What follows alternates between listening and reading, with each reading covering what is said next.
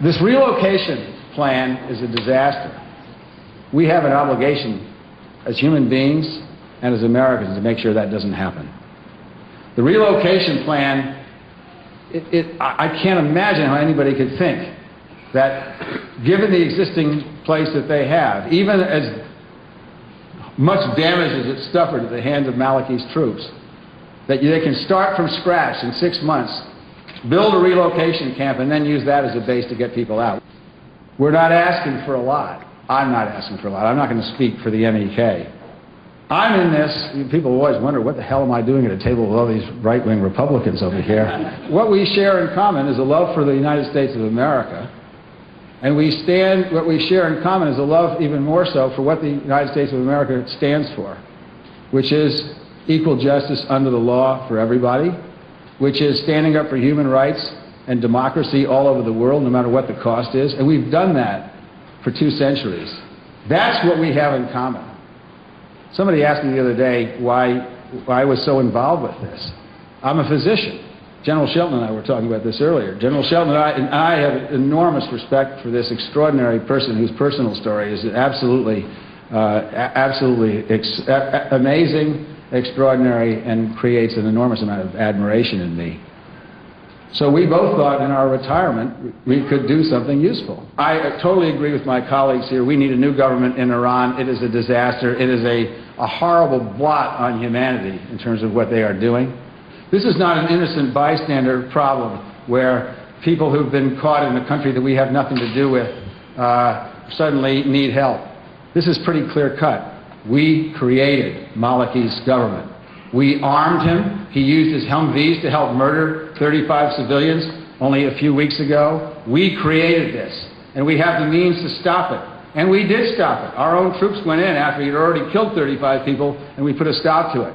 Where is our resolve? Where is our mettle? Are we going to see this through to the end or not? Equal justice under the law, the protection of human rights everywhere, including in our own backyard. And today and for the next 6 months, Iraq is our backyard. We are responsible.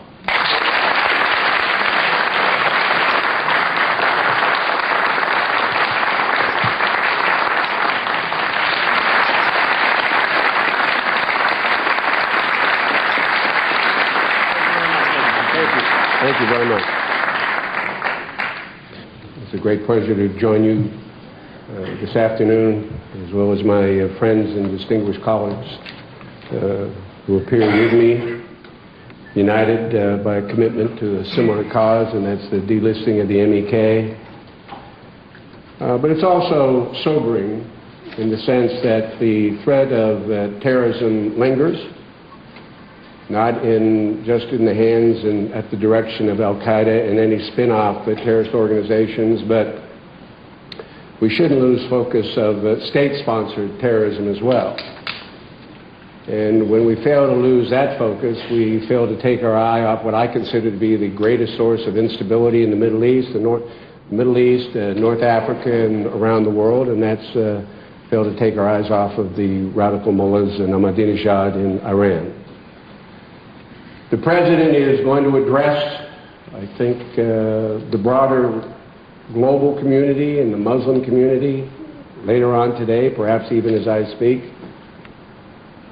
I believe and suspect that he will do everything he can to encourage pro-democracy forces consistent with what we hope will happen as a result of the April Spring. So I think in the aftermath of bin Laden's death, with the hope associated with the April Spring, we have to stay focused and we have to be consistent in our message. And if we are going to support pro-democracy, freedom-loving movements around the world generally, but particularly in that part of the world, we have to regain our focus and include in that vision the pro-democratic forces in Iran. The MEK. Camp Ashraf. So I thought if I were going to prepare a speech for President Obama today, and I doubt if he's going to list it, but I would give him 10 reasons to delist the MEK. and I suspect I'll be stealing some of the thunder of my colleagues, but you don't mind hearing the same message over and over again. That's what we've been trying to do in Washington and elsewhere, to send that message to our leaders in this country. But from my perspective, given all the events that have occurred, we need to refocus and be true to our word and focus on those who seek democracy in that part of the world. 10 reasons to delist the MEK. Number 10. Men and women of MEK residing at Camp Ashraf surrendered their weapons, I believe, in 2003 to the United States government and were promised and guaranteed protection by the same government. Number 9. The United States Department of Justice, Defense, and other U.S. entities have investigated and did many, many years ago the MEK and their activities. And they concluded that the People's Mujahideen of Iran had not violated any laws or committed any crimes against the United States or its citizens. Number 8, the Iraqi government pledged to protect the residents at Camp Ashraf pursuant to a written agreement with the United States of America, and they have failed to live up to the agreement.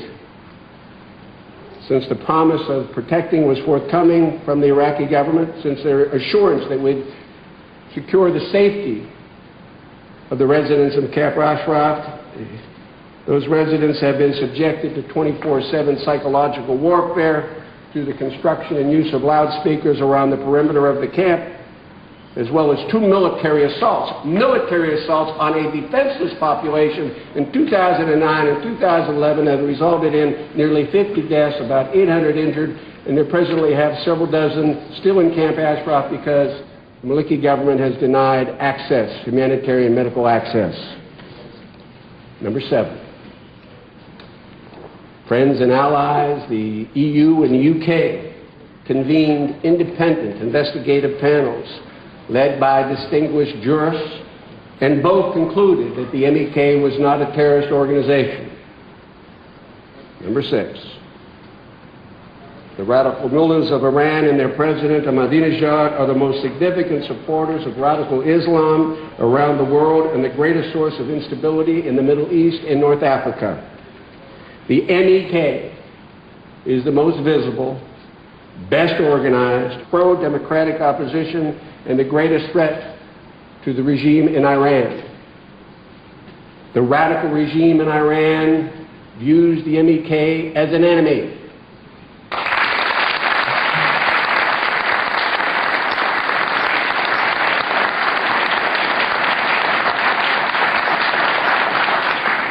The 5th reason to delist.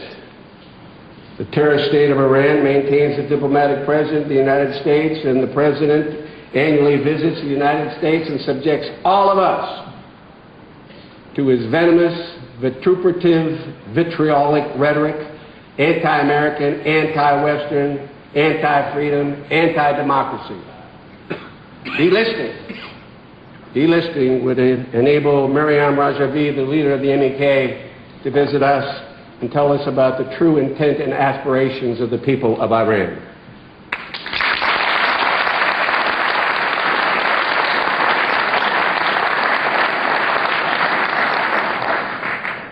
The 4th reason to delist. Political, military, law enforcement, and diplomatic leaders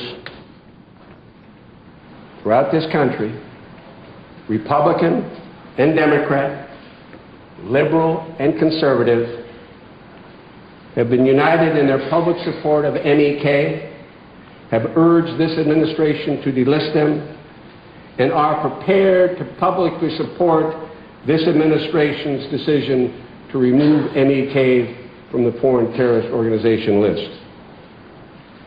3. The administration's silence in face of the brutal retaliation against Iranian dissidents and the Democrat opposition in the MEK at Camp Ashraf in 2009 and 2011, and those brutal attacks are certainly inconsistent and, one might argue, actually hypocritical, given the administration's public support of the dissidents, the resistance and the protesters in Tunisia, Libya, Egypt, Syria. Still waiting for one more country to be named to that list. If we're going to support the resistance in those countries, when we're still a little bit uncertain